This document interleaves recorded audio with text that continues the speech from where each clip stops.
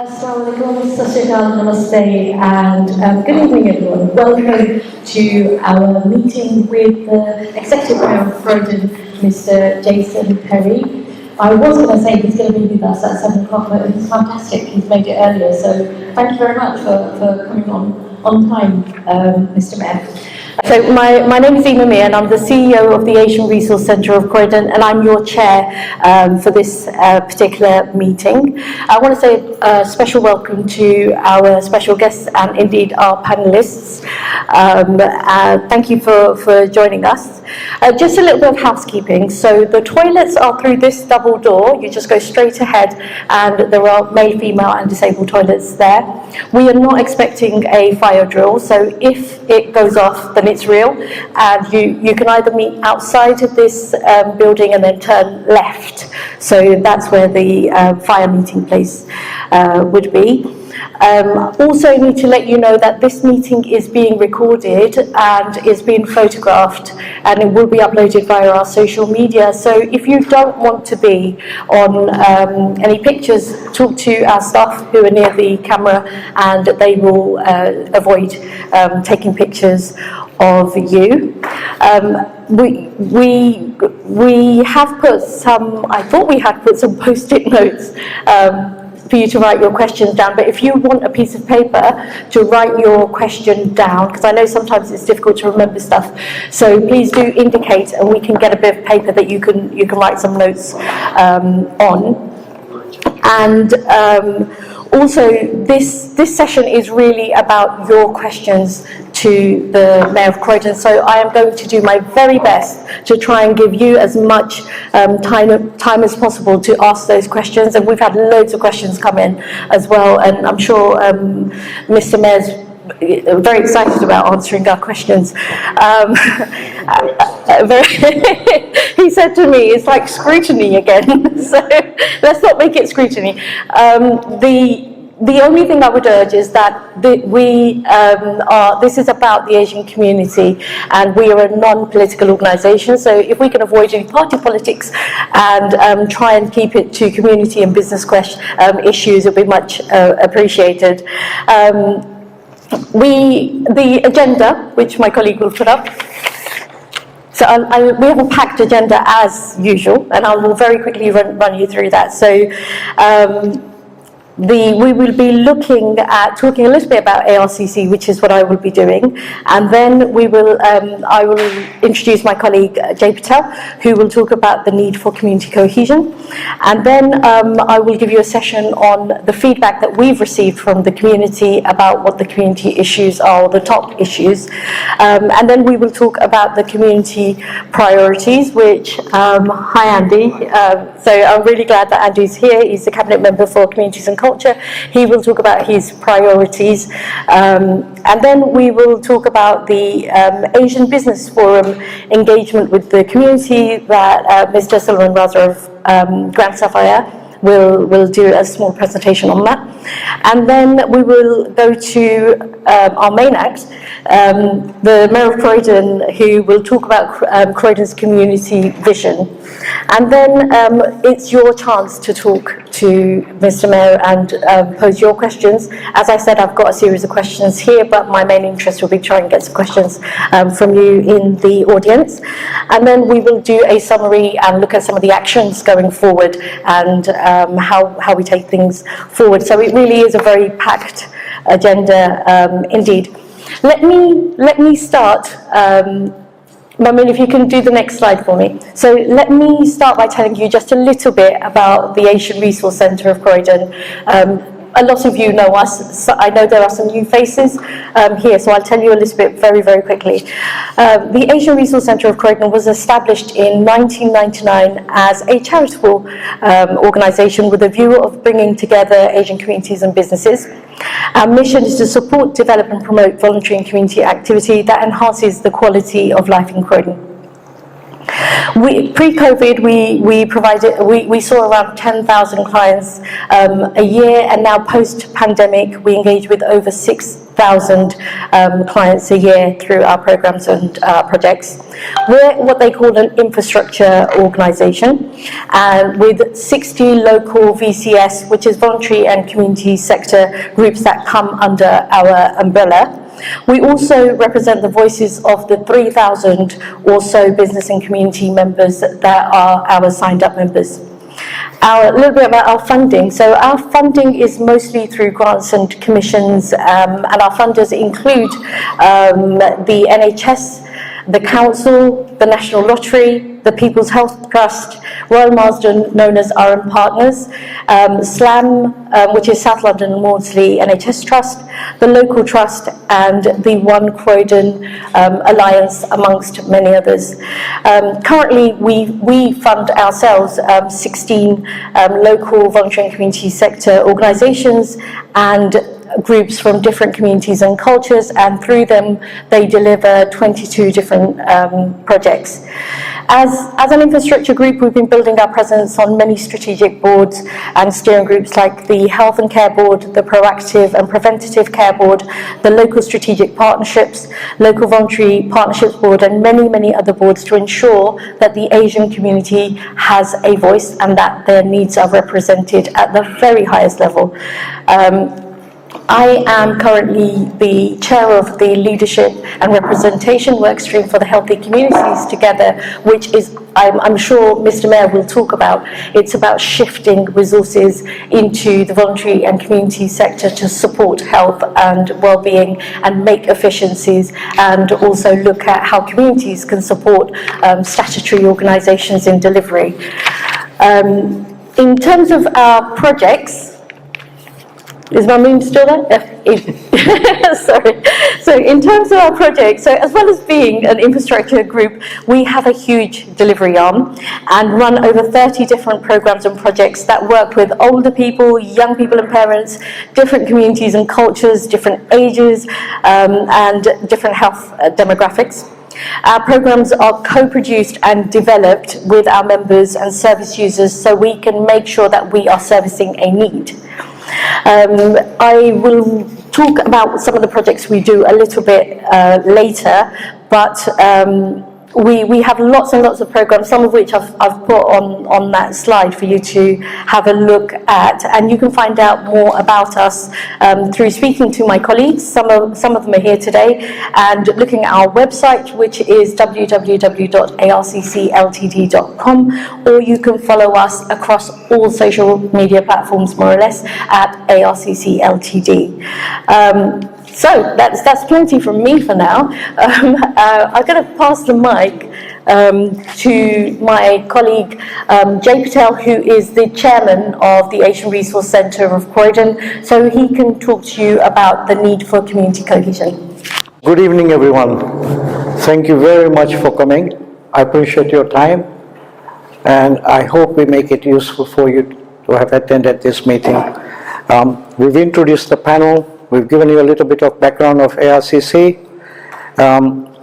So I'm going to go straight into my presentation very quickly. And that's, why are we here today? We have so many community leaders, representation from community organizations. We've got community members from various organizations. I just ask a simple question. Why are we here? And why have we organized this particular meeting? The reason I was passionate about setting this meeting up is because we hear a community and the word community everywhere. What's community cohesion? That's the whole topic about. Everybody talks about community, and as you know and I know, there are so many groups that are called communities. There are so many community members that come from different organizations as well. So let me put it in context today. Today we have community members from various organizations, we have community representation and community leaders. And the expectation is, how do we build community cohesion, which lies at the heart, if you like, in terms of what makes people safe, people strong, and they feel part of a belonging in a society in a way. So at the end of the day, the two words that are very important to me is safe and strong. In my mind, it opens up a lot of opportunities when we think about community cohesion in terms of safety and cohesion and people having strong feelings about what they represent. So on my next slide, Memon, it's all about engagement and participation. Our respective community members, and the challenge for all community leaders is how do we go about developing that strong and positive relationship to collaborate and work in partnership? How do we address the role of diversity and have it respected in terms of what people represent individually? And where we can bridge and build strong networks together. And if we get that right, and if we get through those three hurdles, what we can do is expand the opportunities we have to all those community members we represent in our respective organization. But to get there, there is another challenge ahead of us.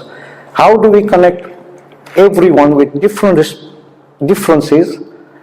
Let us agree, we all have different communities with different faith, different way of culture, different way of language. And in that diversity, how do we start believing in each other's strength and integrity? Fundamental things. We want to be respected. We want everyone to respect what the strengths we have. We want people to respect how integral we are in some of the ways that we want to take forward in our own community members. So residents from different social background need to trust and engage with each other. We ourselves as a leader become more dependable in honoring the commitment to our community members. That's what we are all for. And I respect everyone who is a leader trying to do the same thing. You honor what your expectations are from your own community members. So ladies and gentlemen, I genuinely believe that we can make a difference, and not just as leaders who do we represent, by making every member in our respective communities feel safer and stronger. They must have a strong sense of belonging. They enjoy living in Croydon. They feel happier, and with support they are provided, we provide collectively, is what they expect from us. So on that note, I'm going to say thank you very much for listening to me. I will follow it later up, and Ima said we will do a closing session in terms of how do we go forward. So that's when I will try and pose a question to our invited mayor in terms of what I believe in. Thank you very much. Thank you very much. So let me tell you just a little bit about what you've been telling us, what the community has been feeding back to us as the main concerns for the Asian community. So the main, like we've said many times now, the main purpose of the meeting is to hear your voices and get them to the very highest level in the council. And we've been working as a community organisation for many years in the borough, and we do a lot of consultation and we do collect a lot of feedback. And from the feedback that we have collected, the biggest area of concerns that we found out is around mental health, racism and fear of hate crime, health and social care, and business support. You were saying that these are your biggest areas of concern for the Asian community.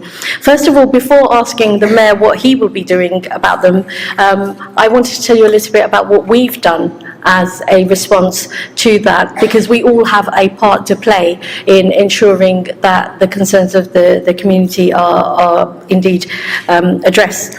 So in terms of mental health, we've got a program called Here to Talk. If you want to find out more about it, my colleague Bina, who runs the program, is here, and it is really about raising awareness amongst the Asian community about mental health, tapping them in with services which are currently underused by our our community, and recognising that mental health is a taboo topic still within our community. We're not ready for full-blown interventions. We're still at a stage where we still want to sort of articulate what we mean by mental health within our community. So it's about sort of reaching out to people and normalising the conversation without normalising mental health.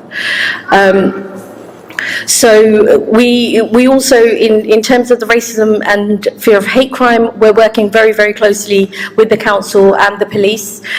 We've held seminars and engaged with community members around the hate crime topic, and many others, and we work very closely when it comes to an incident happening. For example, the incident that recently happened with a Tamil family concerning mental health. We were on to the police very quickly, and we feed back information to the community groups where we can. In terms of the health and social care issue, so we are now working with the council on adult social services to run things like winter pressure support. So it's a simple phone call, a befriending call to an elderly person during the winter where they might feel more vulnerable or they might need more support, to say, do you need something? What are the issues you're facing, and then referring them to adult social services to make sure that they get some support. We've got now a home care connector program. So the care homes, care home connector program even, care homes are outside of what we call the ICN system at the moment. We're trying to bring them into the integrated care network to make sure that care homes also play a part within the system of the wider system, and that we can bring them in also. We've got community facilitators, so Croydon is working at a locality level. It's no longer delivering the same thing for every area of Croydon. Now Croydon's recognised that there are localities, and localities behave differently. You go north of the borough, it's different from south of the borough. So we need different provision, we need a different way of working, and so we're working very closely with the One Croydon Alliance to sort of work in those 6 different localities. In terms of poor health outcomes, we're doing loads around health inequalities. We are part of the Core 20+5 programme, which is a national programme. I sit on many inequality boards and working groups, and we run something called the Long-Term Conditions Programme and the Expert Patient Programmes, which primarily looks at people who have got a long-term condition, might be diabetes, hypertension, COPD, and we do health checks throughout the borough, and we also have a 6-week programme that people can go on and learn how to manage their own health better. And we also have something called the DOSA, which is diabetes in South Asian communities, recognising that we do have a very specific, dietary and lifestyle, and to try and make the programme tailored to that. And finally, in terms of business support, so the APG for the BAME Business Owners Report reported basically the grant access to business support grant and health and safety adaptations were an issue for BAME businesses. So we've set up a business forum to start a peer support platform for local businesses, and also start connecting businesses with community work through corporate social responsibility and social enterprise activity. My colleague Sulaiman Raza will speak about that a little bit more later on. We are doing our very best to address these issues through our varied programs. However, COVID and council ongoing financial crisis has had a massive impact on how we deliver services and our own growth plans. With the new cabinet and mayor, we have the opportunity to ensure that the needs of the community are recognised and acted upon. So when we talk about communities, we do have with us the Cabinet Member for Communities and Culture, which is Mr. Councillor Andy Stranack, and he will be talking a little bit about his priorities. So I'll hand it over. Good evening, and it's lovely to see you all here this evening. What I would like to just do is spend a couple of minutes telling you a bit about myself, and then I will go on to talk about some of my priorities. I'm here to advise the Mayor at the moment, so I won't talk about the priorities too much, because I'm sure I don't want to steal any of Jason's thunder, but let me tell you a bit about myself. 30 years ago, I was working for Croydon Council as a policy officer. I wrote the borough's first sports strategy and cultural strategy. And at the age of 30, I was working in a youth club on Monks Hill, which is a deprived estate at the back of Selsdon. I was helping run a youth club, and over the course of about 2 years, I realised that the strategies I was writing at the council were having very little effect on the young people I was working with on Monks Hill. And this challenged me rather a lot, so I took a rather radical decision. I gave up my job, I sold my house, and I moved on to the estate full time to really try to understand what were some of the things that were holding the young people back. Working with a local church, we set up a number of community activities. We actually knocked on every door on the estate. There were 842, and my shoe leather can attest to 842 houses knocked on. What the people told us is they wanted something for old people, something for young people, and something for mothers and toddlers. So we just went about and set up those services. I managed a community centre called the Edgecombe Centre, which was basically a prefab building. By the time I finished, unfortunately, when it rained, it sort of turned itself into a swimming pool, which perhaps wasn't ideal. We've knocked that down since and rebuilt a smart leisure centre on the estate. But I love that work, and I would be doing that work today. Unfortunately, in 2004, one of the young people I mentored got stabbed to death on the estate. And I thought, I need to get back up the policy ladder if I'm really going to have an impact. So a few doors opened. I started working with Ian Duncan-Smith at the Centre for Social Justice, where we wrote 191 policies, I remember it very well, about how to tackle poverty across the UK. Many of those policies were implemented, but we also had the financial crisis of 2008, and some of those policies sort of went on the back burner as we dealt with the financial crisis when the Conservatives got into power in 2010. However, working with Ian Duncan-Smith for any length of time, you do get interested in politics. You can't help it. So in 2010, I stood as a Member of Parliament for Camberwell and Peckham. And then in 2013 stood in Croydon North as a Member of Parliament. Actually, what that taught me was I was passionate about Croydon and the people of Croydon. So in 2014 became a local councillor, and have been a local councillor in the Selsdon wards ever since then. And I'm delighted and honoured that Jason has chosen me for this role as a Cabinet Member for Communities and Culture today. I tell you that story because I want you to know that my heart comes from the community. My heart comes from wanting to help those that are disadvantaged, wanting to stop the trap of poverty across Croydon. However, we come into the council at a very challenging time. We all know that the council is bankrupt. We know that the coffers are dry. So we need to work carefully, and we need to work in partnership if we're going to really solve the problems that Croydon is facing. And I think both Jason and I share a heart to actually work with the voluntary sector, with the private sector, to work in partnership to solve some of the problems Croydon faces. Just to give you some of the policies I'm working on at the moment. It's been I think Jason will agree, it's been a busy first few weeks in power. We are now, I've been out and I'm talking to my key officers, and I've had the pleasure of meeting with Ima and Jay and most of the infrastructure organisations across Croydon. I'm now working to look at many of the, going and visiting and listening to many of the grassroots organisations. So I would love to, if you're involved with grassroots groups, I'd love to hear from you today. I'd love to come and visit you, because the work that the grassroots organisations are doing is amazing and is what keeps Croydon ticking at the moment.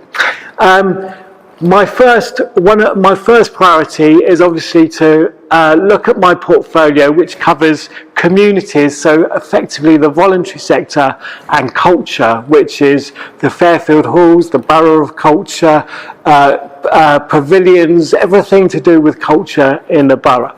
My first priority is to look at the budget under my portfolio and really quiz the officers about how every pound is being spent and whether it's being spent efficiently and effectively, and we are working through that as a team at the moment.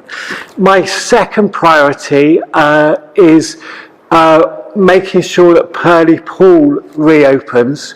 We made that a manifesto commitment.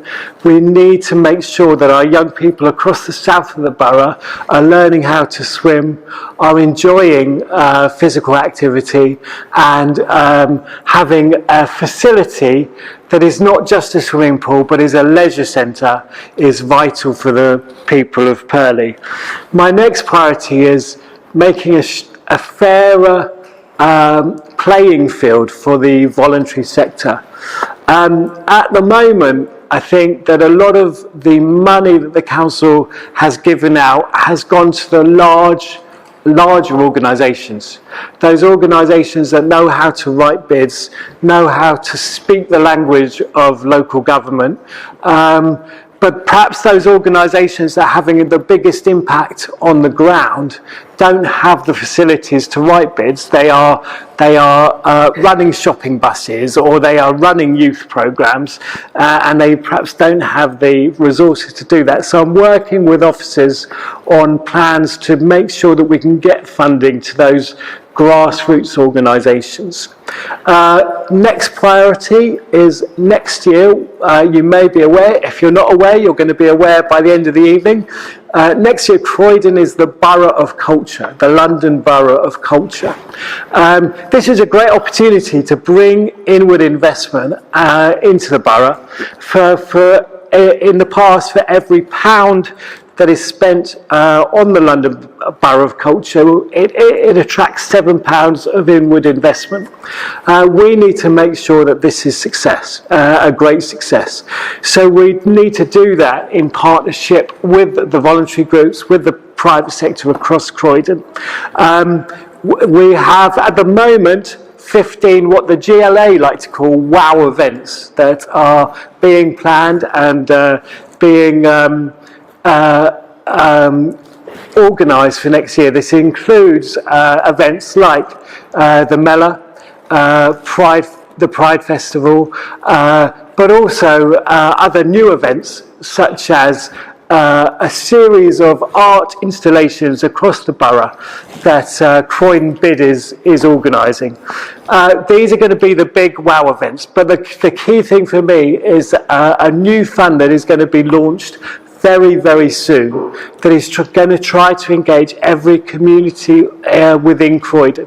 So the first stage of that funding is going to be launched within next week, and it is going to be a series of £50,000 grants for community organisations to bid for major events across the Borough of Culture. Then in a couple of months' time, another stream will be launched where community groups can get up to £10,000 to run smaller community events. These might be things like the Thornton Heath Carnival or the New Addington Carnival that are already successful, but we want to make them bigger and better next year. And then finally, later on in the summer, there will be 100 grants of up to £1,000 for, again, the very small community group to come together and celebrate the Borough of Culture. So there's going to be real opportunity for small grassroots groups and communities to come together to celebrate culture across Croydon. My next priority is the Fairfield Halls. We recognise that the Fairfield Halls has had a refurbishment. It is under new management, but we want to get it much more community focused. We want to get community groups using that hall, and we want it to become a 24/7 venue for the whole of Croydon. And then finally, I think the key to success in Croydon is going to be engaging all people at all levels and understanding that all communities, the diverse community of Croydon is our biggest asset. We learnt yesterday, I believe, that Croydon has the largest population, according to the census, of all the London boroughs. So we are the largest population. We are also the youngest population. We need to engage all people at all levels to restore pride to Croydon. I know I can do that with the Asian Resource Centre, with CVA, with Sue from CNCA, who I met today. Together we can make Croydon great again. Thank you very much for listening. Thank you very much, Councillor Andy Stranick, and I'm sure that there will be some questions for you later on around some of the priorities that you've spoken about. So next we move on to Mr. Salman Raza MBE, who recently got his MBE, and I'd like to say congratulations to him, a double MBE, I believe, for philanthropy, and the other was it business? Yes. So he's a big name in the Pakistani community, but also a great pride for Croydon in terms of his work with the Grand Sapphire. And we're really proud that Sulaiman's taken such a keen interest in ARCC's business forum, and I'd invite him to say a few words about it. Good evening, everyone. First of all, thanks so much, Ima, for the kind introduction and being part of this incredible panel today. Like Jay was mentioning earlier, the need for diversified Asian communities to come together, to collaborate and work in partnership so that the respective members at the grassroots level receive the support they need in order to improve their quality of life. As my background is hospitality and I represent the largest banqueting venue in London, in Croydon. But despite its size, we rely heavily on communities from all backgrounds to support our business, as well as for us to be successful. We rely heavily on all ethnicities to come forward and support our business, not just because it's our business, because it's a community business. And I'm going to tell you in a bit how we have been supporting a lot of things in the past, making it a community business. Yes, we have hosted quite a lot of weddings, major corporate events, charity events, Chandra to Diwali dinners, business meetings, including ARCC, AGM meetings annually, other events, social events like Croydon Excellence Awards, mayors, inaugural and charity board dinners, inviting Sister Shivani from Brahma Kumari to deliver her lectures. But all of these events would not have been possible without the support of our community.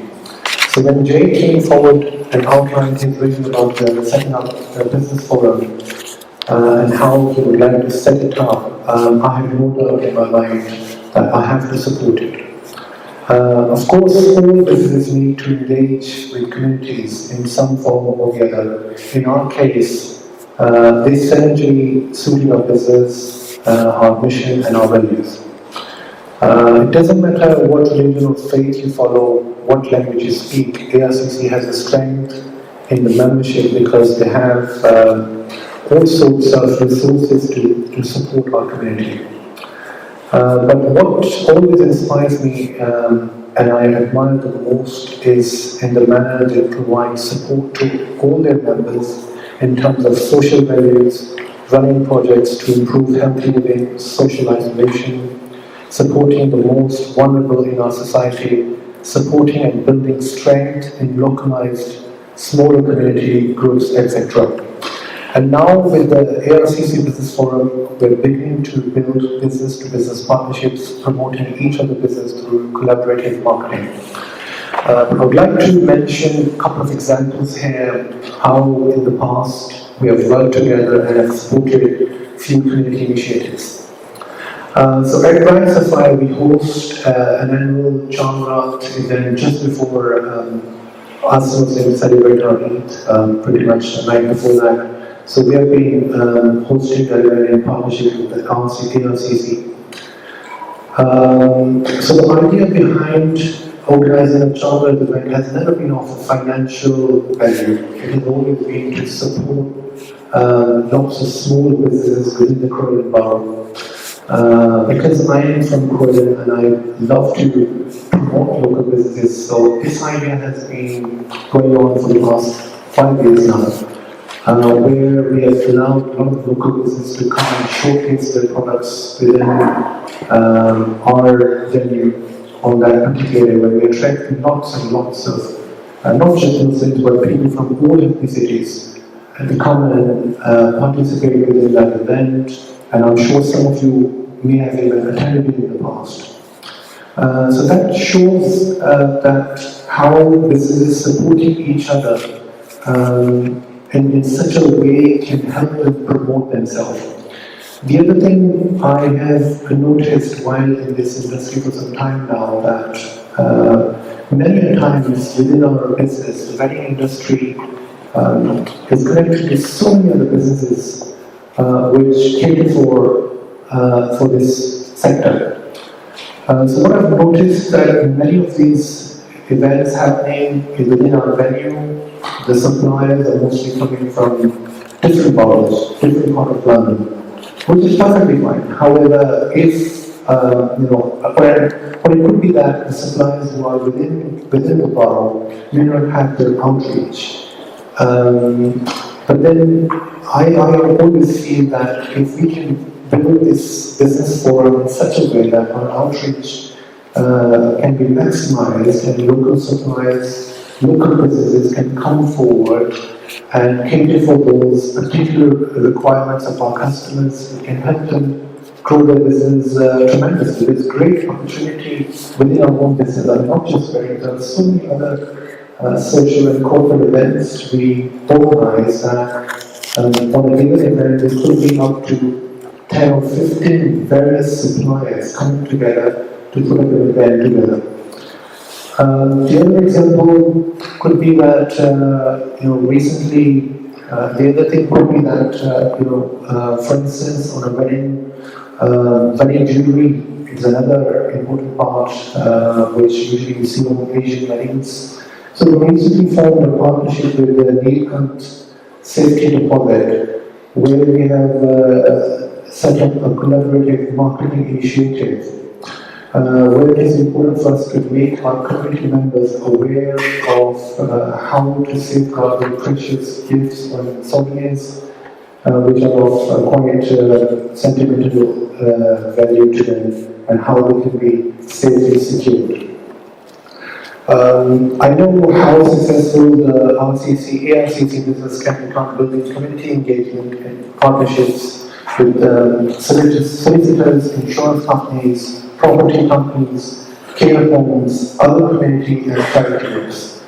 Perhaps, as you was mentioned earlier about community cohesion and the way he's proposing to support the community. So the other thing could be that we're already organizing this Chandrat event every year, and we attracted just around 3,000 to 4,000 people this year alone.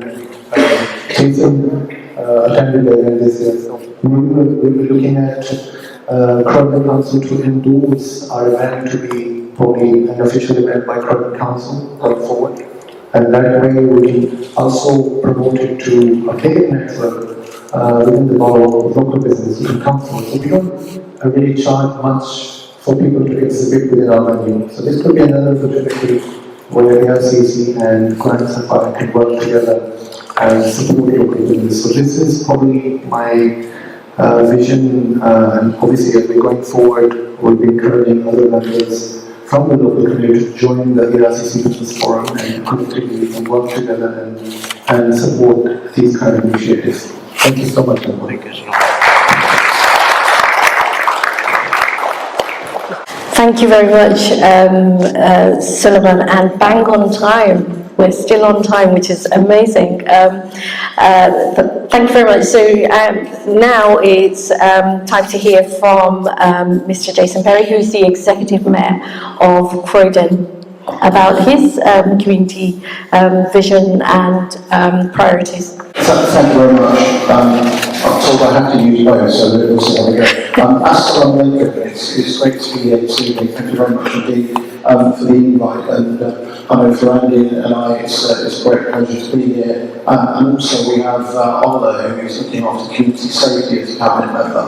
So the community is very important to me, very important to administration going forward, which is why 2 cabinet members are effectively looking after the area that one looked at before. It's wonderful to be here. Thank you very much to the Asian Resource Centre for the amazing work that you already do and continue to do within the community. And it's great to be here tonight to meet with you, listen to you, understand your problems. The election campaign for me is very much about listening to the residents of Croydon and kind of understanding what the issues were, the things that were causing concern across the borough, different communities, but many of the themes remain the same regardless of the community. And there were kind of 6 main themes that came out from the election. And in no particular order, planning was very much something that came forward, and as an administration I very much tried to hit the ground running in these few weeks. I think we're in week 8, aren't we? Yeah, so I think we're in week 8 of the administration. So we've had 1 cabinet meeting, and we've got another cabinet meeting coming up next week. So we very much tried to hit the ground running. So in planning, that's been a big problem across the borough, north, east, south and west. And last week at Cabinet, we started the revocation of some of the design guides that caused much of the issues around Croydon. So that's the start of dealing with planning and also looking at the local plan and how we reflect the local plan going forward. The call, as Andy has mentioned, was obviously another key pledge that really related to the south of the borough, but it's a key pledge, and that will be coming to Cabinet next week about the next steps of reopening that pool and getting that active for members of all communities within the borough. Regeneration is a big issue for Croydon at the moment. Obviously the town centre with Westfield and Hamilton. I met Westfield before or in the run-up to the election, and I've met Westfield since the election, and they're very much back on board. Lots of activity due to come in the town centre, and you may have seen a licensing application going for the old Ordnance building. So that hopefully will be activated in August, and that will actually be a leisure offer coming forward, and there should be some more information coming out on that in the next few days. But that's the start of that renewal in the town centre. And there are other initiatives coming forward around the town centre which we'll be hearing about in the coming weeks and months. So that's going to be a key driver for Croydon's local economy to get that town centre moving, to get that inward investment back into Croydon, which in turn brings employment, brings opportunities for upskilling young people, and brings, frankly, money into Croydon, into council coffers. And if they're making a profit, we're all making a profit. So I'm quite keen that we follow that through. And your own business forum ties into that.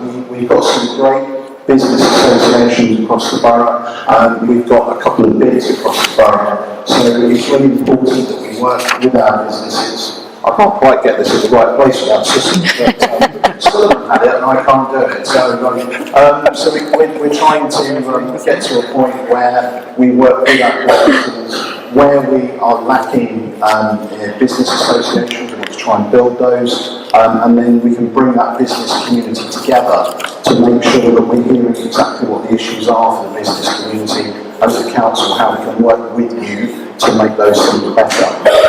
One of the key things is the Levelling Up Fund. We all hear about Levelling Up, and we are applying for the 2nd round of Levelling Up funds for Croydon related to the town centre. So that's a £20 million bid. We'll be going into government to try and create that place in Croydon that will help to drive that inward investment into Croydon. That's going to be really important, and previously we weren't bidding for money. We know the financial situation of Croydon, we know the backdrop of Croydon, but now we're actually in a place where we're starting to bid for money to get those extra resources that we so desperately need into the town. Cleaning up the town was another big issue. The streets are dirty, they're still dirty even after 8 weeks, I haven't solved it yet. But the streets are dirty, we have graffiti absolutely everywhere. So restoring a graffiti team is something that we very much are focused on, and I hope to be bringing papers in probably later this year around restoring the graffiti removal team. It's that broken window syndrome. If a place looks as if no one cares for it, then people don't care, people do as they feel, do as they like, and we just have this low-level antisocial behaviour. So I'm very keen that we start to turn that around and get that sense of pride back into the areas we live, back into our district centres, so that we can all go out and feel this is a place I want to be, which in turn will drive that inward investment. The other issues, housing has been a big issue in Croydon, and we've all seen the reports around Regina Road, and unfortunately those conditions still survive a year later, and I'm sure there are many other estates and housing that we have in Croydon in a similar state. So we've really got to get to the bottom of the housing issue. We've started to launch the Residents' Charter to listen to our residents and put them back at the heart of the service they should receive and respect them. Residents have not been listened to for quite some time in Croydon. And the finances, just a minor matter of sorting the finances out. It's pushing down on those overspends, it's managing those contracts. I had Veolia in the first week of office, and the first thing they said to me was, it's the first time we've seen a politician in 2 years. So here we have a town where fly tipping is everywhere. The place looks a mess, and they haven't spoken to a politician in 2 years. And they told me they were doing a really good job. I thought, I'm not sure you're right in this one, guys. And I suggested to go out and actually have a look around the town. They asked me to point them to areas where they thought it was not very good. But, you literally walk out of the town hall, walk out of any of our homes, and the place is not clean enough. So they're due to come back to me soon, and I hope that they will realise that they have a huge job to do. But we've got to manage that contract. The council has not been managing contracts for the last 2 to 3 years. And frankly, people have been getting away with wasting your taxpayers' money, our taxpayers' money. So it's very much something that we need to focus upon. But I think the really big thing is about changing the culture of the council. I think most of the communities have felt very let down by the council in the last probably 3-4 years, and the way that the council has behaved. So it's very much about changing the culture of the council. The council is a business, it's a £1 billion business. It's got customers, those customers are all of us. We're the residents, the businesses of this borough, and we need to be regarded as customers, and we need to be listened to, and we need to be responded to. It's going to take time to change that culture in the council, but we will change it. We will listen to residents, and we'll build that trust back between the council and the people who pay good money to be here. I mean, on community, Andy's touched on it, we've all touched on it. We have an amazing community in Croydon, whether that be the voluntary sector, faith groups, residents associations, and friends of our parks. We have amazing community groups across the borough. And I think our renewal kind of lies with the community. Together, we are so much stronger than we are as individuals. And the council has probably had an attitude that the council knows best. The council will tell you how to live your life. The council just makes cuts to the voluntary sector, makes cuts to faith group funding, etc. Whereas we're now, and Andy's spoken about this briefly, we're resetting that relationship where we actually have a conversation about how we move forward. The council is not overflowing with money. There is money, it's not overflowing with money. And we need to reset that relationship so together we build a system that works for all of us. And I think in our communities is our strength, and through our communities we can deliver better services, and I think we can deliver more cost-effective services. Because at the end of the day, you know what the problems are in your particular communities, but you also quite often know what the answers are.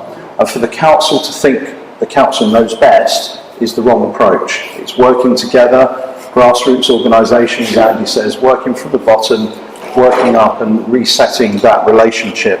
And that's really key, I think, to our success over the next 4 years and beyond.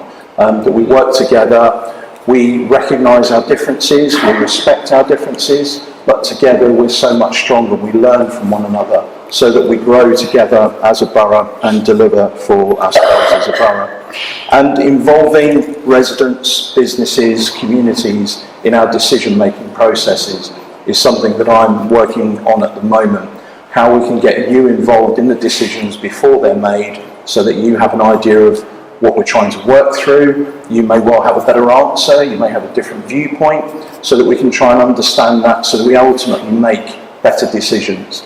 It's not going to be something we can change overnight. It's going to take months, probably years to change. But if we start now and we work together, we've got the real option to make a better Croydon for the future. I think I'll just end by saying listening to Croydon was really that was the premise of the election campaign for me. Now that I am the mayor, and I'm incredibly proud to be the mayor, that listening exercise carries on. It's not going to stop. That's why I'm here tonight. That's why Andy's here tonight.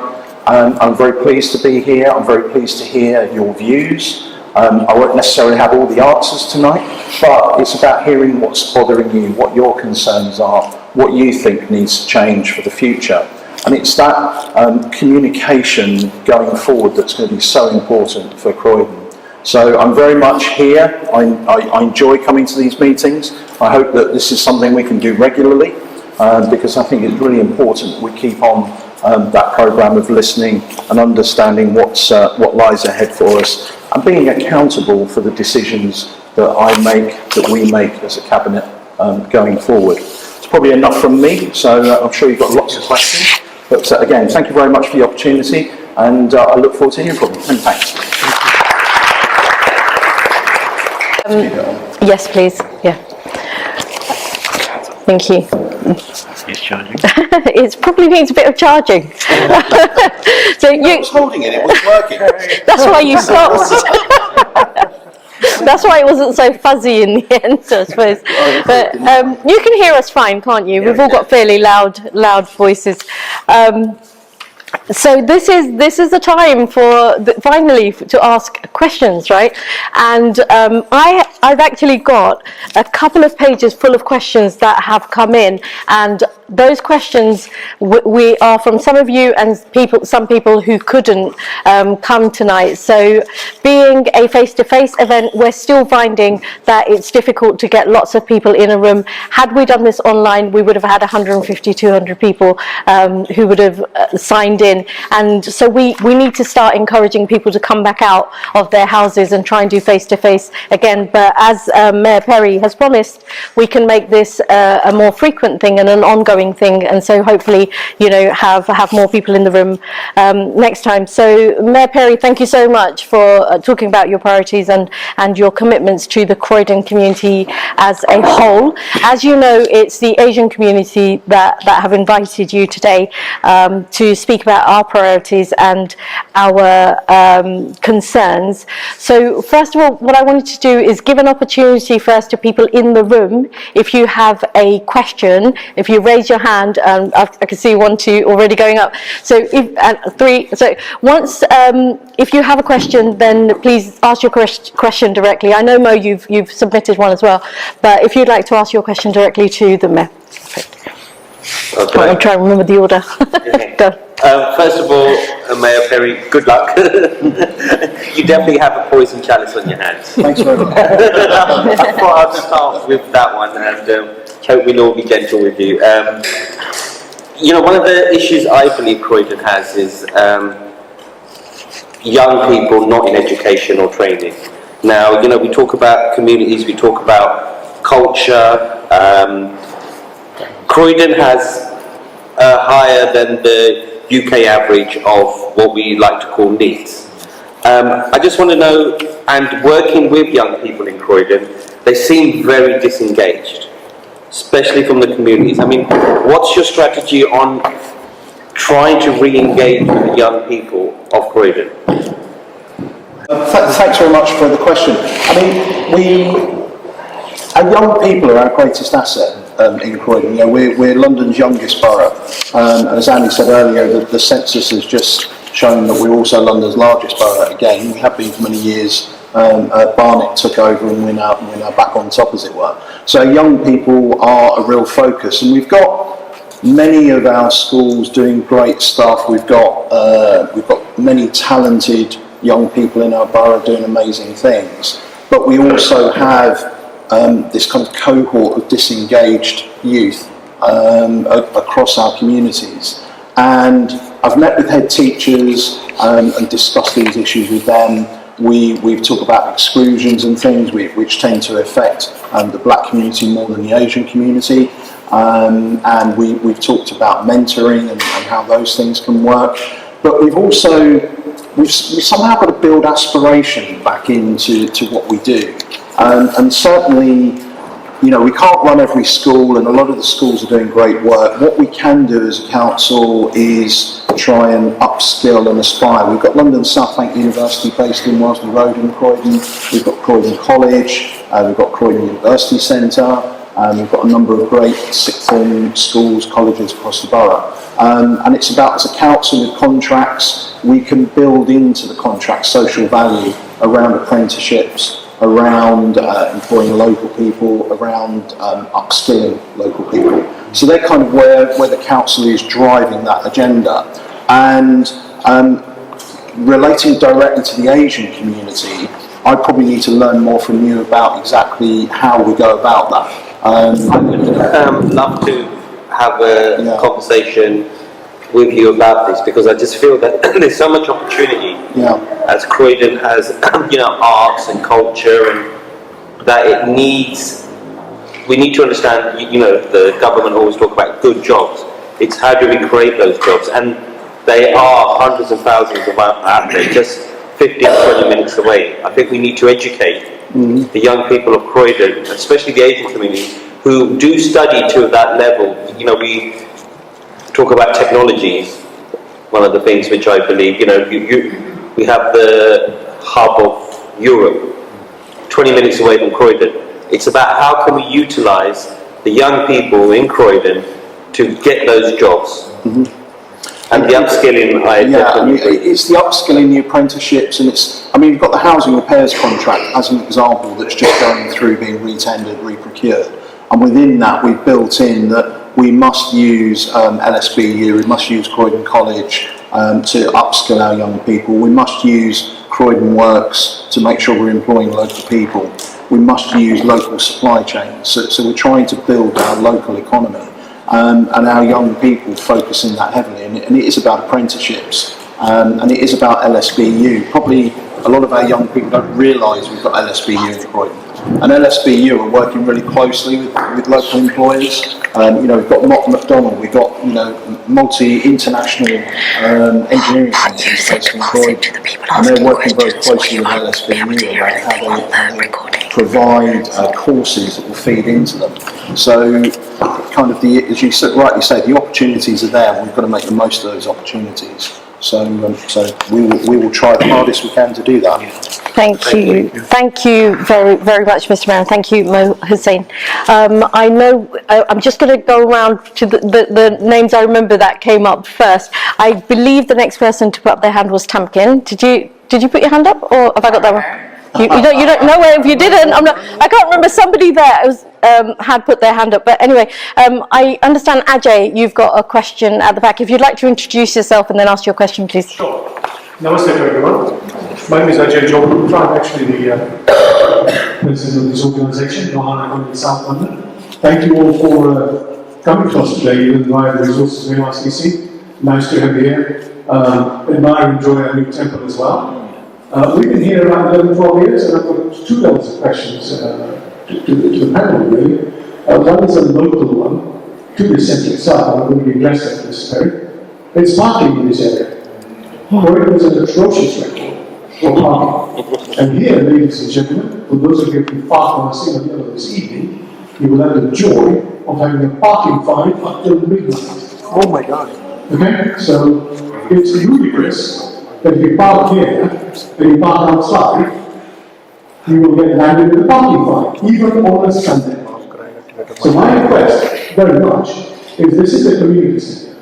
We have a small temple now, we have elderly people coming in Tuesdays and Thursdays, we have ladies club running, we have our social concerts most on weekends, and a little bit of private hire. But all our cultural, traditional events right through the years are hosted here. What is the council going to do to assist us? Having said that, we did speak to the council some years back, trying to get two compromises. One was the centre next door, which was owned by Turning Point, and it's now under organisations. But they kindly agreed with us, by the council, to let us use about 15 curriculum spaces next door for evenings and weekends, which works very well for our disabled elderly people that come through, or ladies. The only alternative is to go around the corner to Church Road and park at the NCP or the Croydon car park at Ronald Road. Well, I'm afraid neither of them are safe. Sorry to say that.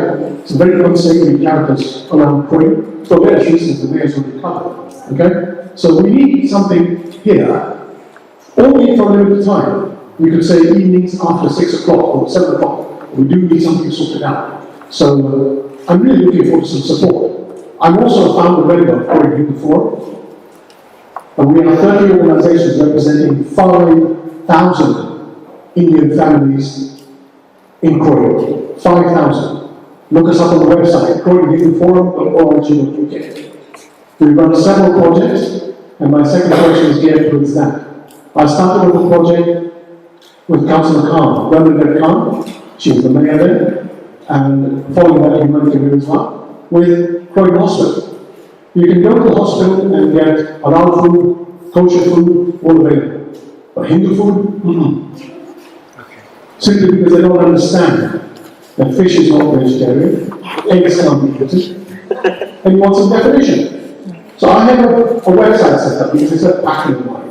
I'm a trustee in a large temple in North London, and I've made it my job, my hobby, my passion, to make sure that Hinduism and Hindu food especially is understood. There's nothing worse than being in hospital and having to eat jacket potatoes. What's your question, Ajay, to the mayor? We started the program, got the Croydon Hospital actually working with us. They offered food but not on the menu, and it's stalled because of the 1.5 years of COVID period. I'd like to start it up again, and I'd like to know that as Bernadette Khan's mayor was at the time, that we'll get the support of Mr. Perry, which I'm sure we will, to actually get us to reinstate that dialogue, because otherwise the hospital does not really listen to anyone, and they've always got excuses. Maybe we need to talk to Matthew, as well, Kershaw as well, yeah. Okay. Third last question. I know No, you only get two. The culture one, the 2290. At that time, we were there with Councillor Humane Kabir as well. We started with something at Town Hall, which was an interfaith activity, which meant that everything would think like Diwali, Eid, all that was celebrated at the Town Hall. All community leaders, really, they're all interfaith, not limited to Diwali, family, etc. They're all invited to these functions, and it worked brilliantly. We all had a chance to learn about each other's cultures, the Chinese New Year, the Jewish sessions as well, and I think that's a very integral part of interfaith relations in Croydon. We need to get that going again, and I'm looking ahead to the Mayor's office. Doesn't have to have a vast budget, but we use the whole. So sorry to add the last one in, but I want to put a microphone in my hand and it's very difficult. Thank you. So there were 3 points I think there, but the question I picked up on there was around parking. If you'd like to address that one, and then perhaps the support for the hospital food can be a pledge rather than an answer. Yeah, that's fine. So I'm glad you took the microphone away from me. I would have been on 4 or 5 before you I mean, the parking, I understand the issue that you have with parking. And you're in a difficult position where on this side of the road your parking runs till midnight, on that side of the road it finishes at 5 o'clock, and it's very unfair. A lot of the businesses think it's very unfair. The reality is It's kind of the position I find myself in with a council that's effectively bankrupt, where every penny kind of counts. Having said that, the parking charges in Croydon are so high that people are not parking in Croydon. They're going to Bromley or Sutton or other places. So for the businesses, it's not good news. So I have actually asked officers to look at, if we were to reduce our parking charges, would we actually get more business, as it were? Because the other side of the coin is, whilst parking brings income in, at the moment, last year there was a £10 million shortfall in parking income in last year's council budget, and that has been built into this year's council budget. So we've got a huge shortfall in last year, which has carried over into this year, and to make matters worse, the previous council also put the charges up this year. So we've got a double whammy there. So officers are currently looking at, will it bring more people in if the parking's cheaper? So, you know, we're looking at parking. I totally understand the issue. I don't have an easy resolution right now, I'm afraid, but I do understand. And you mentioned about using the car park under the flyover. So we'll try and revisit that and get some answers about whether we can do something there around an allocation. Coming on to the Croydon University Hospital and the food, really important issue. At the moment, we are building much stronger links with health. So health and the council very much working together, and the Health and Wellbeing Board is being kind of revitalised, and we've got the integrated care partnerships and boards, highly complicated, all coming into being right now. So that working relationship with the hospital will be much closer, and I will happily raise that issue and see what we can do there for you. And on the interfaith and the town hall, I really want to get the town hall open again. You know, the council as a whole has kind of closed down COVID. You know, COVID has effectively gone, or we're learning to live with COVID. It's probably more appropriate. So I want to get the town hall back open, and I want to get people into the town hall. Unfortunately, there may not be lots of sandwiches and drinks, but the building, I think, is the important thing to all of our communities. So I very much will work on doing that. We still have a civic mayor, so I'm obviously the elected mayor, and we still have a civic mayor. So Councillor Lisa Fleming is the civic mayor this year. She gets to wear the bling and all the red coats and hats and all that. I don't get any of that, unfortunately. So you know, and Lisa and I are working very closely together. So we will rebuild that relationship between the town hall and our communities, and I think the interfaith is really important, as you say. Thank you. Thank you very much, Mr. Mayor, for that. I believe Sophia is next, and then Chandra, you will be, and I'm afraid I don't know your name. Latta will be after that. Hello, so this is a question for the Mayor. As you're aware, a few months ago, probably the most significant cut to Croydon Council taxes, that time of day when words are escaping me, council tax support was implemented, and the main casualties of this are families, disabled people, unpaid carers in particular. Just recently I was speaking with a family who was an unpaid carer with 2 disabled twins who was now being faced with a £200 council tax bill, wasn't adequately informed about the change, and the consultation was completely shambolic and unlawful. I understand that the current administration did have some very justified questions at that time. I just wanted to know a bit more about, would that potentially be reversed? Is there any actions underway in terms of raising again the council tax support for our most vulnerable residents who've been really excluded and jeopardised by this cut to this scheme? Also, I'm Sophia Miah, I'm one of the board members at ALCC. That was a good answer. Great. Good question. There's a good answer, so I'll let Jason say it. Well, you go with a good answer then. I'll see what I can follow up with. So, I'm very pleased to say that the government has just released funding. We are looking to make sure that we get to those families that are in need. So I will let Jason say a bit more about that. I thought you were going to say more than that. No, Run me that one. As I've already mentioned, the council budget is in difficulty, frankly, and the council tax support cuts were put through by the previous administration. That was a cut of £4 million from the budget that has taken effect. In all honesty, that is not something that I can just reverse, because in order to do that, I've got to find £4 million somewhere else. So it's not something I can easily do. But as Andy has said, what we do have is the £3 million of funding from the government for the household support grant. And that funding, there's essentially £1 million for older people, £1 million for families, and then there's lots of smaller pots of money to help those that are kind of just outside the statutory rules, as it were.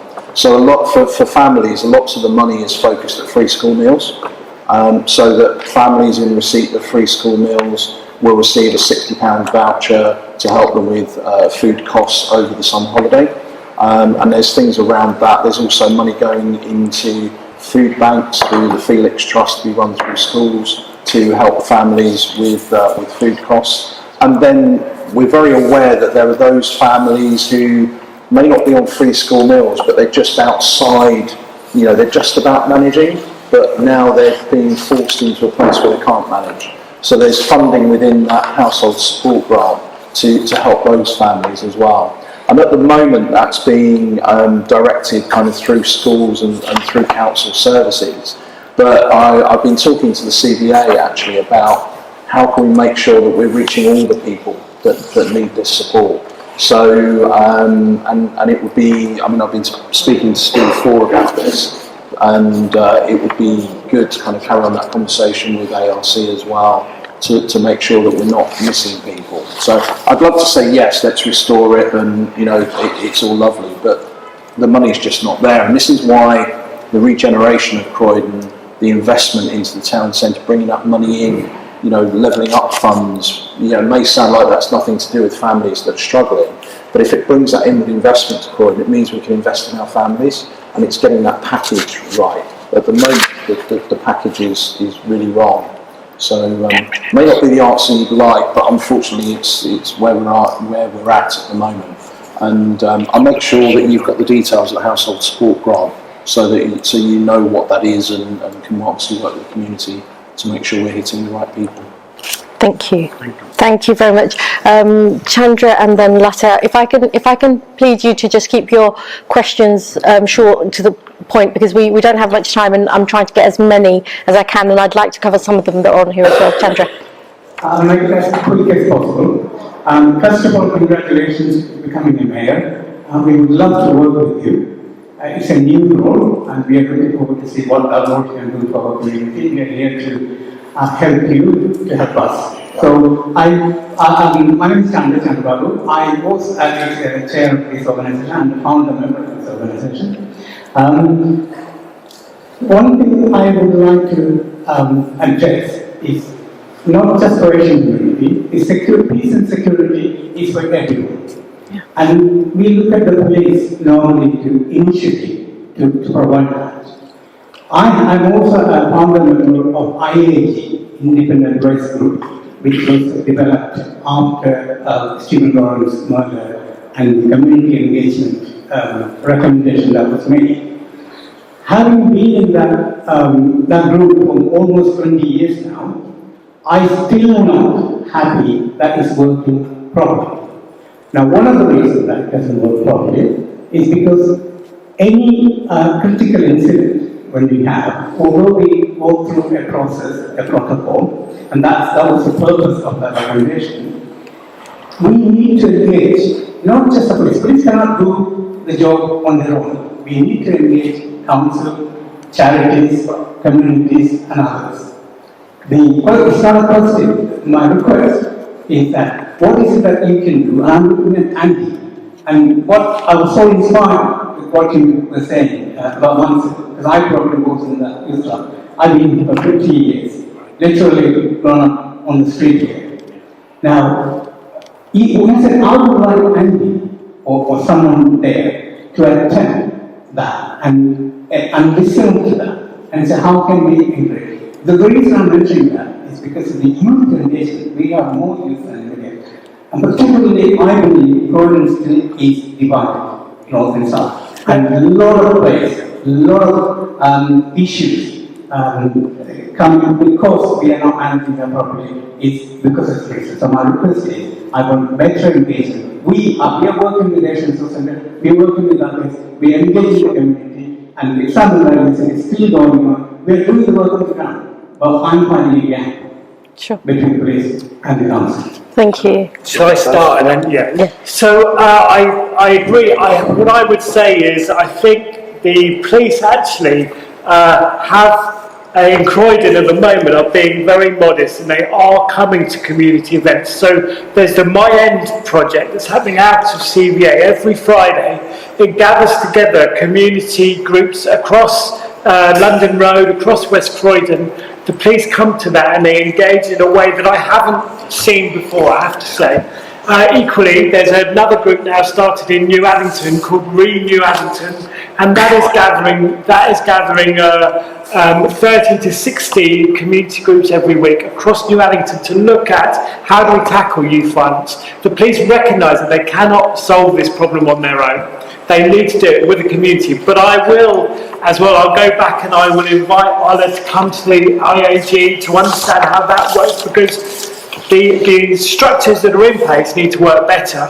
But those new things as well, where the police are engaging, it was brilliant. I was at New Addington Carnival, and the police were playing rugby with 5 and 6 and 7-year-olds. And actually, they are the people that we need to be working with, because they're the citizens of the future. And they have to have a real relationship with the police, a good relationship with community officers that they know and they understand. And we need to get back to that kind of community policing for the whole community. So that's just the other thing I would like, because I can see Barnabas in the corner there. And when we were talking about young people earlier, young people need 3 things. They need a vision. They need vision for the future. They need aspiration. And they need hope.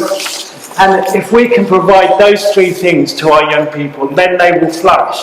It's when those things lack that we start getting into problems. And Barnabas does that every day at the Legacy Youth Centre. I would love there to be a Legacy Youth Centre in every community of Croydon, but I know we haven't got the money to do that at the moment. But Mayor Perry, is there anything you wanted to add? Yeah, I think the first thing I wanted to say is Barnabas is actually a really bad person, because he made me abseil down Legacy. So he's in my bad books. But I quite enjoyed it in the end, but it was pretty scary, I would say. Andy's right. The police are trying very hard to do that community engagement. I think the reality of the issues that we face in Croydon, that they're probably focused on one community more than maybe others, because that's where a lot of the big issues and the knife crime sits, and that's a real problem at Croydon at the moment. But I think they are, and Croydon, across the Met, Croydon is regarded as the place where they're doing it differently. So we need to make sure that we carry on with that engagement across all the communities. And that's why we're here, to engage with you, listen to you, attend IRG.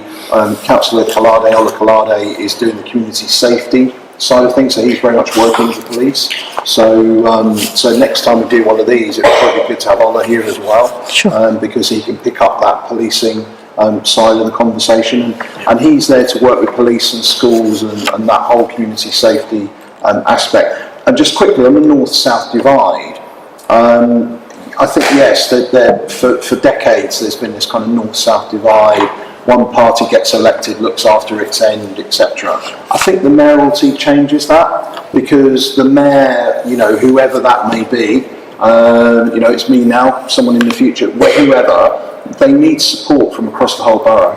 So therefore the mayor needs to respond to the whole borough, and that's certainly my intention, is that I want to work with the whole borough, not a section of the borough, not a community. I want to work with everybody, because I think together we're going to fix Croydon, put us back on the map for the right reasons. So I think that mayoralty, that's why the mayoralty is so important, because it changes that dynamic. that north-south divide, it's gone. Let's move on. Thank you, Mr. Mayor. Thank you very much. The only reason I'm moving you on is because we've got so many questions. I want to take you to Lata to ask a question, and then I'll ask 2 questions from there, and then you, sir, I don't know your name. You're Litesh. So you'll be next. But Lata. Hello, my name is Lata Desai. I'm from the arts organization called Southern Arts. I'm really pleased that Councillor Addy is here as well. You are representing culture and your vision is about building community cohesion. I just wondered, in your capacity, in your role as a Minister for Culture, and how much clout do you have with the Fairfield Halls and bringing in, supporting community groups to bring really good productions to the theatre, because we are really on the verge of celebrating the world of culture.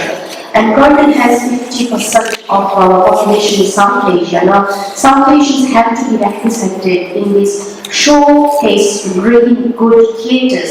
At the moment, we are going to neighbouring boroughs, Epsom Playhouse or Bromley or somewhere else.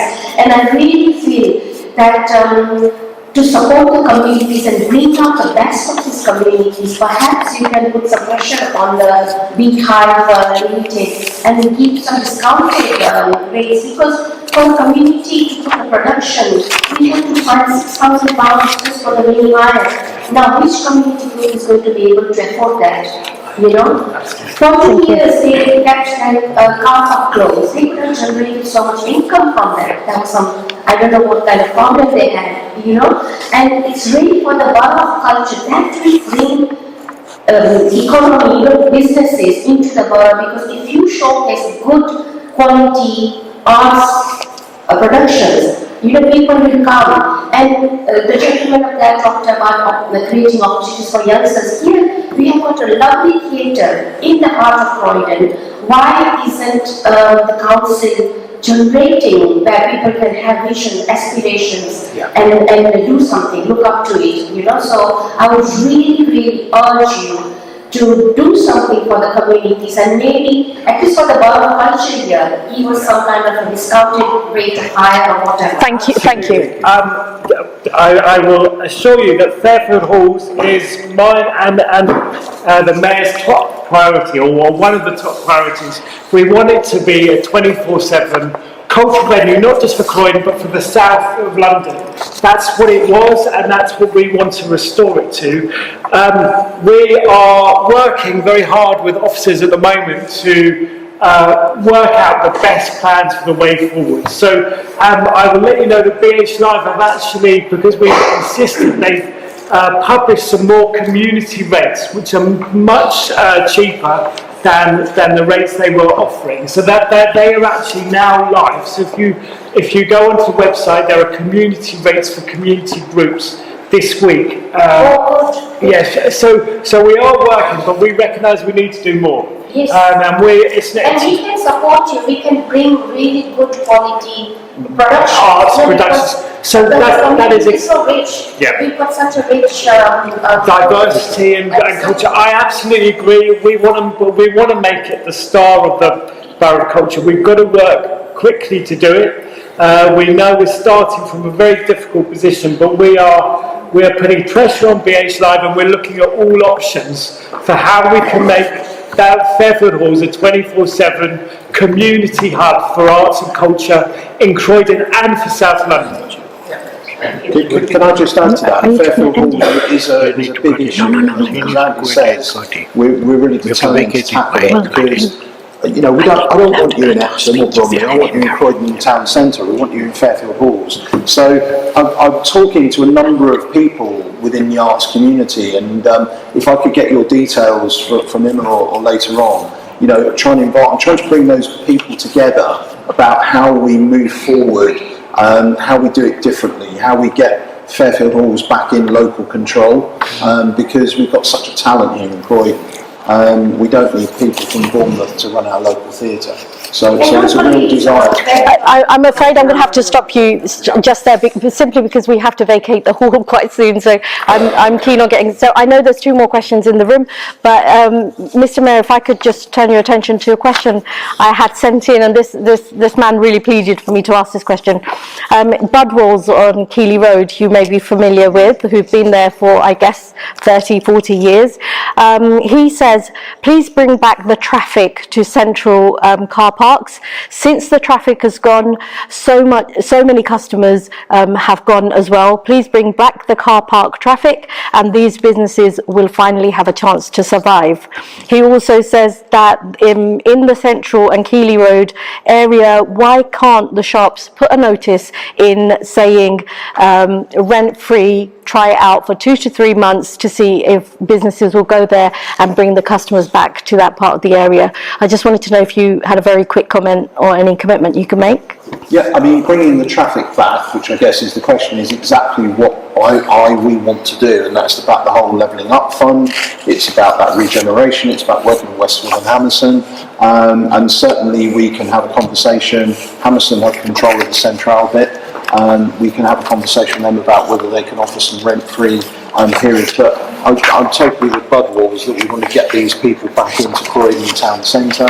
It's about looking at those parking charges. If we reduce them, when more people come and park on the street, we don't have control of the car park there. That's obviously in the control of Hammerson. But yeah, I'm with him. That's what we're going to do. We're going to drive that traffic back into Croydon. Fabulous. Thank you very much. And one other question, very quick commitment, more than question, is from Abdul Basit, who's part of the World Health Humanitarian Drive, who asks, will Croydon support global investors coming? If yes, I know a few people ready to invest. Will you be prepared to meet with me genuinely, not token? Yeah, we want investment in Croydon, so I'm more than open to having those discussions. If he wants to send details, we can set meetings up with officers, etc., because we want to bring that inward investment into Croydon, which will start to turn around the footfalls of Croydon. Brilliant. So we've got Nitesh, and then we've got the gentleman here. I'm not sure if you're... Sorry? Asif. Right, thank you. Nitesh, then... Yeah, last year. Mayor Perry, Croydon has always been a vibrant place. I've grown up here. In the 70s and 80s, it was known for shopping and business activity. Any community, not just the Asians, to prosper is to have a thriving economy. We as an Asian community are known for our entrepreneurship, and I'm sure everybody will agree with me. We stand ready to help develop Croydon, and please do call upon us as to how we can help you. Because without a thriving economy, we will not be able to do everything the citizens of Croydon want. So the Asian community stands ready to help you achieve your objectives. Well, thank you very much for that, and it's very heartening to hear. And I think there is a genuine goodwill in Croydon to actually change and get back to the place that we used to be, that hub of activity. It's quite sad in the town centre to see all those closed shops, etc. So, and you know, we've got the forum that you're setting up, and whether that's the best way to have that engagement, we would need to find a way of having the best engagement. But we really want to get Croydon moving again, so I welcome the fact that you're ready, and I think we're all ready. Let's make it happen. Let's get that new generation back on the road, and as a council, let's try and help businesses rather than hinder businesses. Let's look at parking charges, all those different things, to create an environment where it all grows. Thank you. Thank you very much. And Asif, the final question of the evening, if we can, because I know we're very short of time. Hello, thank you very much for taking my question. My name is Asif Kasarari. I run the Muslim cemetery in Bromley. I live in Croydon. The biggest mosque in Croydon is the almost Croydon Mosque here. There's over 40,000 Muslims in Croydon, and one of the burning issues that we had over 10 years ago when the BBC done a documentary to say we were the first borough that was going to run out of burial space. Yes, we were the first borough that ran out, and what did we get as Muslims? No space to bury our loved ones in Croydon. What we did get is second best, which I think only recorded second best, is a reclaimed grave to Queen's Garden. Now, it's very controversial with some prefer it because it's legal, and they go, no other option. Yeah, we as Muslims, those of you know, that we bury every single person like the Jewish community, and we need land as close to where we live. Now, I should be promoting on the private cemetery, but I'm saying I live in Croydon and we need land in Croydon. It doesn't have to be virgin land, it could be farmland, it could be land that is not used for anything, but we can make it, you get planning on it. The company I work for is a CDS, it's a very good company I work for. They are willing to actually take that initiative, and I'm willing to work with yourself, Perry and Andy, if we can look into this quite urgently. It's a very, very initiative in our community, please. Yeah, I'm very aware that there is a big issue around Muslim burial or lack of Muslim burial ground.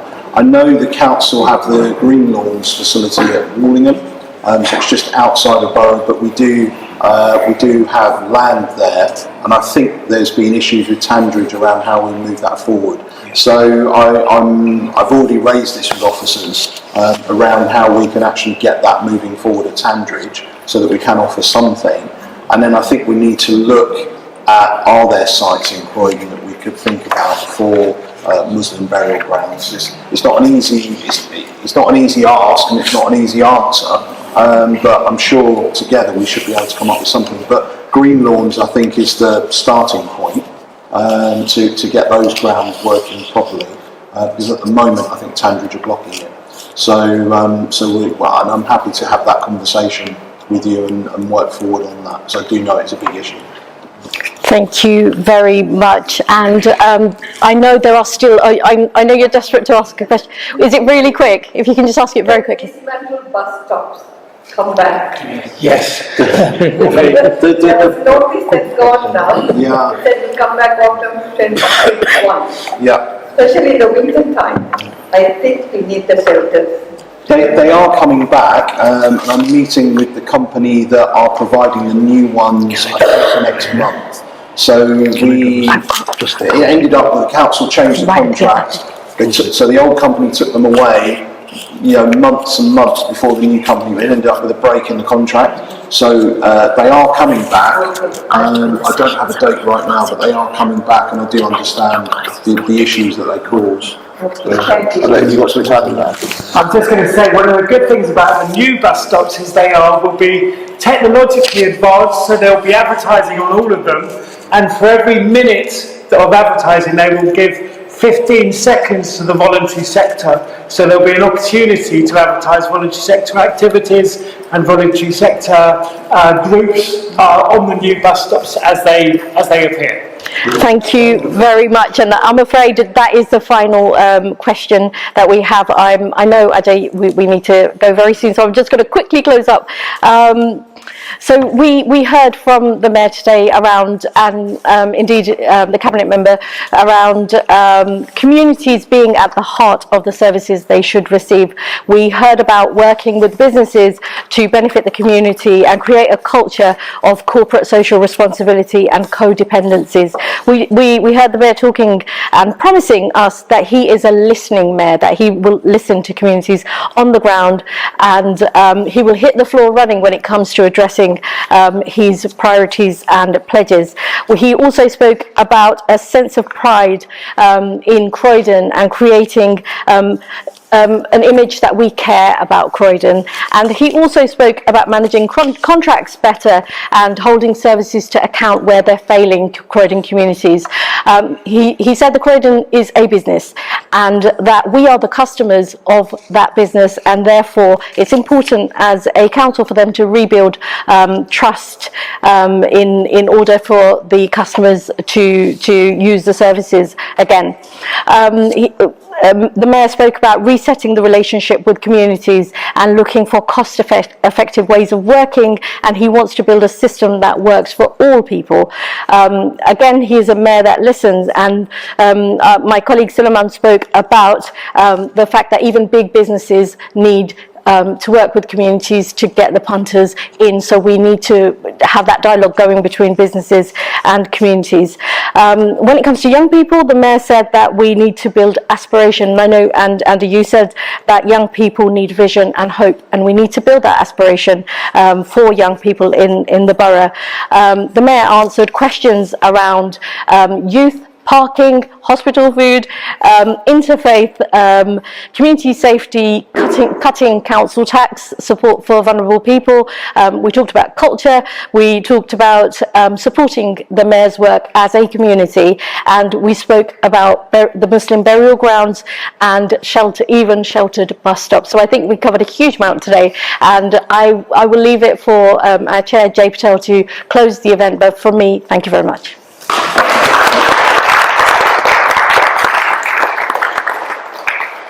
So all I'm going to say now is thank you very much for coming along. Thank you for taking the invitation to Mayor Jason and also to Andy. Solomon, thank you very much for coming.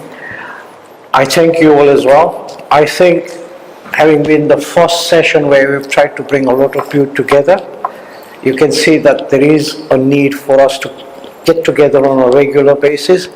So Jason, I will be knocking on your doors to come back again. I look forward to it. But please come along next time. I apologize, we haven't been able to answer all the questions, but we have a very tight schedule to meet in terms of making sure that this premises is vacated by 8:30.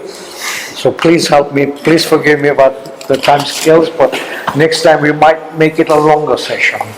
Okay. Thank you very much. Thank you very much.